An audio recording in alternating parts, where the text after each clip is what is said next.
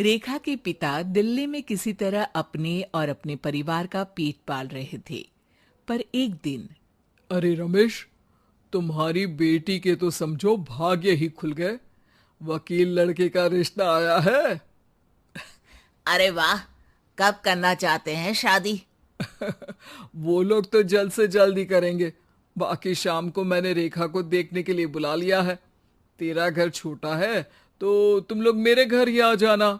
राकेश और उसकी बीवी सारी तैयारी के साथ रोहित और रेखा की शादी कर देते हैं। लेकिन अगले ही दिन देखो रेखा, शादी भले ही हो गई है, लेकिन तुम ये मत सोचना कि मैं किसी जोरू के गुलाम टाइप रहूंगा। रेखा को रोहित की बात अजीब लगती है। मैं ये तो सोच भी नहीं सकती और ना ही चाहती हूँ, लेकिन शादी के अगले ही दिन इस तरह की बात की उम्मीद भी नहीं थी। रोहित रेखा के मुंह से ये बात सुनकर गुस्सा हो जाता है। अरे, काफी जबान भी चला लेती हो। माँ ने सिखाया नहीं कि पति से कैसे बात करते हैं? रेखा अब चुप रहने में ही भलाई समझती है। रेखा, जल्दी से नाश्ता तैयार कर लो। आज पहला दिन है, सारे काम तुम्हें समझा दूंगी। ये नौकरानी है जो तुम्हें बता देगी कि कैसे कैसे क्या करना है। फिर इसकी कल से छुट्टी है। रेखा भी ससुराल में जी जान लगाकर काम करने लगती है।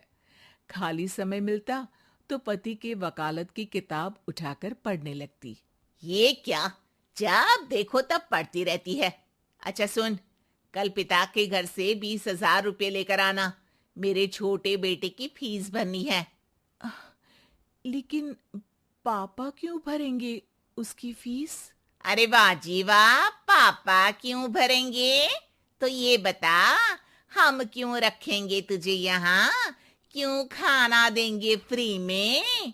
अरे, क्योंकि मैं बहू हूँ इस घर की। तभी वहां रोहित आ जाता है। अरे वाह, बड़ी जबान चला रही हो। चुपचाप माँ जो कह रही है वैसा कर, वरना सामान उठा और जा अपनी झोपड़ी में। बेचारी रेखा क्या करती। पिता के घर जाती है, उनको सारा हाल बताती है। पिता भी जैसे तैसे पैसों का इंतजाम कर बेटी को ससुराल के लिए विदा करते हैं। देखा, अब कहाँ से आए पैसे?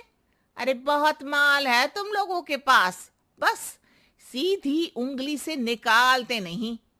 नहीं नहीं माँ, पापा ने अपनी मोटरसाइकिल बेचकर पैसों का इंतजाम किया है। पता नहीं अब वो ऑफिस कैसे जाएंगे। अरे वाह भाई, ये भी हम सोचे। खैर, जैसे तैसे दिन बीतते हैं।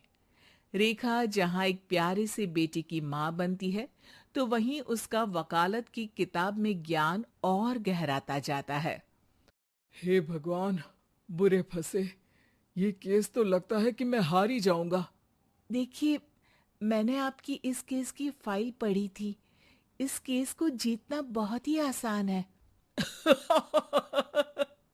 वाह भाई वाह, यहाँ वकालत की डिग्री लेकर भी मैं समझ नहीं पा रहा हूँ, और तुमने रोटी बनाते बनाते ही केस समझ लिया।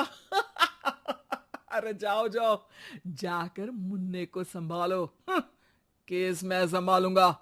ए लड़की सुन, जाकर अपने बाप के यहाँ से 3 लाख लेकर आ। पूरा घर फिर से बनाना है। छोटे की शादी करूंगी तो छोटी बहू को कहाँ रखूंगी? पूरा घर तो तूने घेर रखा है। ऐसा मत बोलिए माँ जी। पापा इतना पैसा कहाँ से लाएंगे? अब तो वो रिटायर भी हो गए हैं। हाँ, तभी तो बोल रही हूँ, रिटायरमेंट के पैसे तो मिले होंगे ना। लेकिन वो अगर आपको दे देंगे तो बुढ़ापा कैसे काटेंगे? रोहित रेखा की बात सुनकर गुस्सा हो जाता है। ए सुन, चल अपना सामान उठा, अपना बच्चा उठा और निकल यहां से। रेखा के लाख आग्रह के बाद भी रोहित और उसकी सास उसे घर में नहीं रखते। पापा, मैं तलाक चाहती हूँ। बेटा, मेरे पास वकील के पैसे नहीं है। पापा, आप मुझे वकालत करवा दीजिए। अपना केस मैं खुद लड़ूंगी। इस बार रेखा के पिता भी उसे ससुराल ना भेजकर रिटायरमेंट के पैसों से वकालत करवाते हैं। और फिर एक दिन कोर्ट के बाहर, रोहित, आज तुम अपना ही केस हार गए, वो भी उस लड़की से जिसकी तुमने कभी कदर ही नहीं की। रेखा, मुझे माफ कर दो। मैं इतनी बड़ी अमाउंट कहाँ से लाऊंगा? मैं हर महीने पैसे नहीं दे सकता तुमको।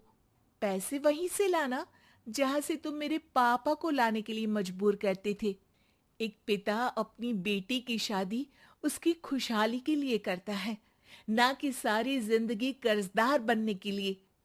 अरे, मेरे ही बेटे की किताब पढ़ पढ़ कर ज्ञान बांट रही हो। वकालत की किताब तो ससुराल में ही पढ़ी थी ना। बिल्कुल, यहाँ मेरी गलती रही। जिस पैसे से मैंने इसकी शादी की थी, मुझे वो पैसे पहले इसकी पढ़ाई में लगाना चाहिए था। और आज रेखा एक जानी मानी वकील के रूप में काम कर रही है।